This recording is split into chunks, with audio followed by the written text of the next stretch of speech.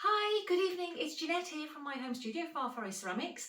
It's quite late in the evening and I'm wanting to get my kiln load on with my test tiles, but first I need to take photographs of them. Before I show you that, apologies for my very bare blank corner of the studio.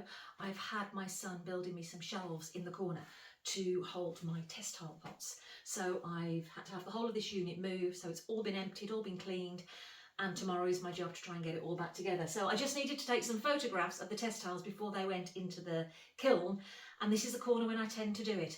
I wanted to just show you how I take my photographs, because afterwards, when the test tiles come out the glaze firing, I'll show you how I inventory them on my digital filing cabinet on Instagram. Which I find extremely useful. But one thing I do, every piece, whether it's a mug, a plate, a test tile, it has its own unique reference. And these test tiles, they've all got a number on them. I use little dry wipe cards, easy to buy from Amazon. I think they're like school ones, little tiny dry wipe cards. You can use them over and over again. And I take a photograph or a video of a piece, and I always put this at the beginning of a video, or I'll put it at the bottom of a photograph that I can crop out later. That means I can inventory these photographs and videos all in one folder for one piece. Makes it easy when I'm trying to do a reel later. That's how I do my inventory. But with test tiles, I am actually, I don't know if you can see on here, I've got the number of the glaze on here, which would normally be like the same number I'd give to a mug. Let's say hash 400 might be up here, the mug. In this instance, I'm doing the test tile that's on the top and the test tile that's on the bottom, and this will be in the photograph. So just literally camera, quick shutter release, I find easiest, or I'll use my GoPro, which is voice command, but I will position the card within the same shot as my test tiles, and then I can crop that out later. I have to make sure I get the focus and touch the screen.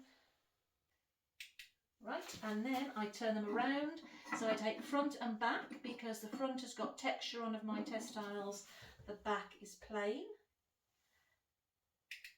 Okay, and that's done, and I'm literally going to repeat that for all my test tiles. I've also got my mystery chips I'm going to do as well, and I like to show on my digital Instagram filing cabinet the before fired and after fired, because it helps me to know the glaze application. It'll always be in the notes with the cone I fired at, the clay it was on, how many coats it was, which glazes it was, but it helps to have a pre-fired and an after-fired.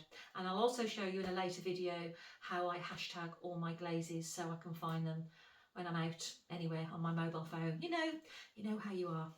You're just checking on your phone, pottery, pottery, pottery. So yeah, going to load up the kiln tonight. Test tiles in the top, test tiles in the bottom, and then I will have you join me when we do the kiln opening, and let's hope one of these works after all this work. Hope you're enjoying the journey, and love to hear from you if on a similar journey, if you've got some hints and tips for me. Okay, take care. I'll carry on with my photographs. Bye bye.